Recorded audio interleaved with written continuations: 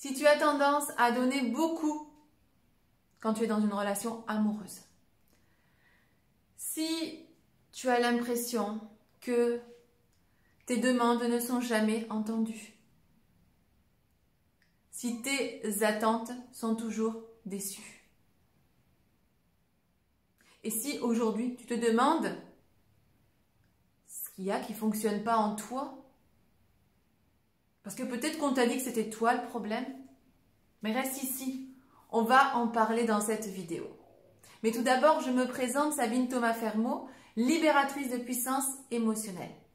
J'accompagne les femmes à s'alléger du poids de leur passé, à transformer leur vécu en puissance et à vivre une vie à la hauteur de leurs rêves les plus grands.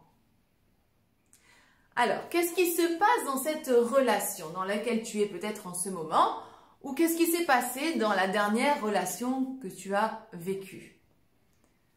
Il se trouve que tu es dans un mécanisme où tu donnes, et puis en fait, les choses se passent jamais comme tu le souhaites. Et là, tu te dis, mais c'est pas normal, c'est injuste, moi je fais beaucoup et la personne elle fait pas, moi je fais attention à lui, puis lui fait pas attention à moi. Moi, j'essaie de m'adapter un maximum pour que sa vie soit agréable. Et puis lui, bah, il me sert ses défauts, ses limites, ses blocages en bloc comme ça. Et puis je dois faire avec. C'est pas juste. Mais c'est vrai que tu peux ressentir ça, c'est pas juste. Parce que toi, tu fais tout pour que cet homme soit heureux. Et puis ben, toi, perso, t'es pas heureuse. Et t'as pas l'impression que lui, de son côté, fait grand chose. Alors le truc, c'est que c'est pas ce qu'on t'a enseigné, mais moi, ce que je peux te dire, c'est que plus tu donnes, moins tu reçois. C'est bête, hein? Nous, on nous a dit, il faut que tu donnes, ma fille, il faut que tu fasses des efforts, mais tout ça, c'est des bêtises, en fait. C'est des bêtises. Plus tu donnes, et moins tu reçois. Pourquoi? Ben parce que si tu as l'impression qu'il faut que tu donnes pour être aimé, et ben en fait, ça résulte d'un mécanisme qui est vachement vicieux. Et ce mécanisme-là, c'est le mécanisme qui fait passer les autres en premier. Et toi qui te fais sentir comme la dernière roue de la charrette. Puis ça se trouve, parfois, c'est quelque chose que tu dis. Moi, j'ai été dans ce mécanisme. Et je le disais, ouais, j'en ai marre d'être la dernière roue de la charrette. Mais à un moment, j'ai regardé. Je me suis dit, mais c'est bizarre, pourquoi je suis toujours la dernière roue de la charrette? Mais parce que pour moi, j'étais déjà la dernière roue de la charrette. Et parce que j'avais l'impression que je n'en faisais jamais assez pour les autres, que je n'étais jamais assez. C'est ça le truc. Ça, c'est un mécanisme qui est vraiment vicieux. Tu fais pour être aimé. Et tu fais passer les autres avant toi. Comment veux-tu que la personne se rende compte que tu es quelqu'un d'important si toi-même, tu ne te traites pas comme quelqu'un d'important? Comment veux-tu que l'autre fasse attention à tes désirs, tes besoins, si toi, tu les fais toujours passer en dernier? Et comment veux-tu que la personne en face de toi t'aime pour qui tu es, si tu ne te montres pas tel que tu es, si tout le temps tu fais des efforts pour lui faire plaisir et que tu oublies d'être toi-même?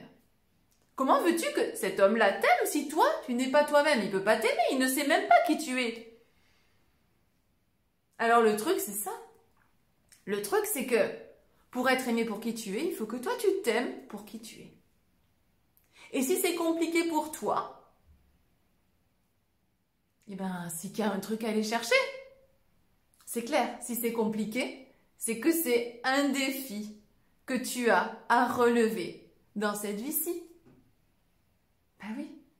Bah oui, parce que tu as vu tous les dégâts que ça occasionne quand même, le fait de manquer d'amour pour toi, le fait de ne pas t'accepter tel que tu es, le fait de ne pas te sentir libre d'être toi-même.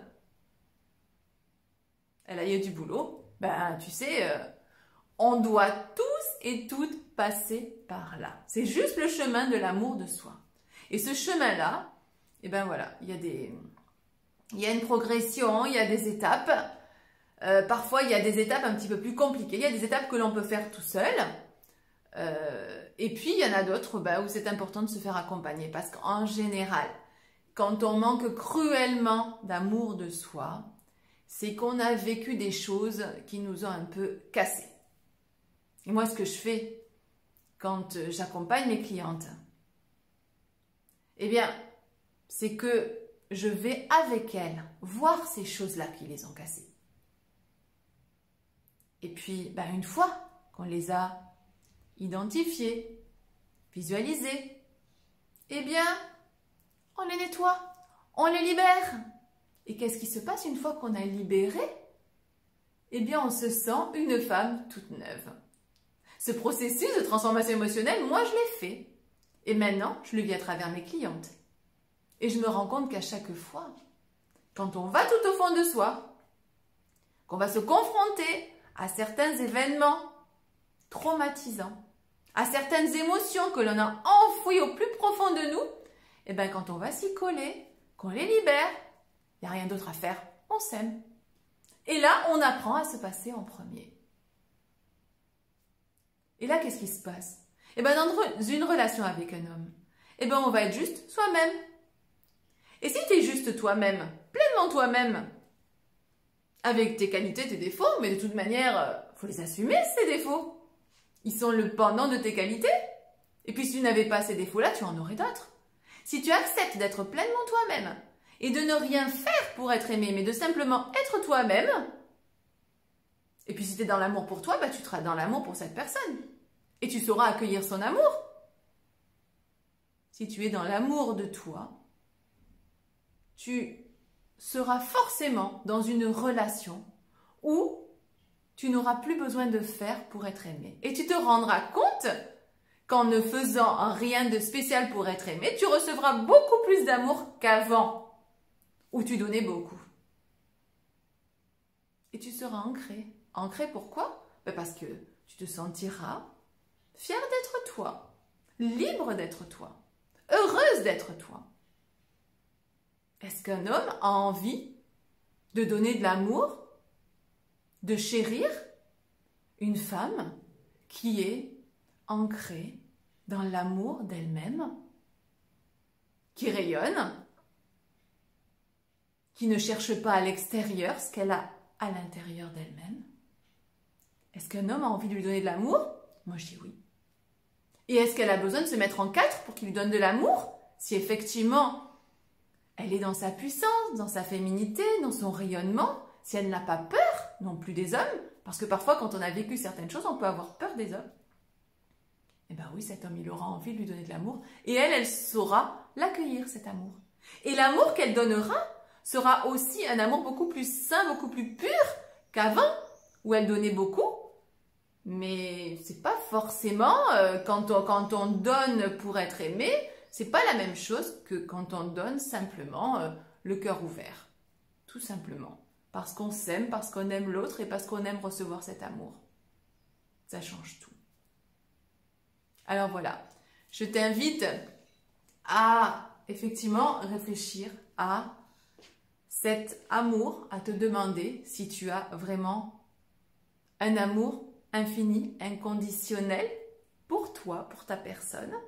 Et si ce n'est pas le cas, eh ben, je t'invite à aller voir ce qui l'a bloqué. Parce que sans amour pour soi, c'est difficile de trouver l'amour. Et sans amour, je ne pense pas qu'on soit très très heureux ni épanoui dans notre vie. Après, je parle pour moi. Pour moi, l'amour, c'est très important, mais je pense que je suis loin d'être la seule à trouver qu'un être a besoin d'aimer, d'être aimé pour se sentir bien dans sa vie. Voilà. Donc, je te laisse avec ça et puis, tu peux toujours revenir vers moi. Je t'embrasse très fort. Prends soin de toi.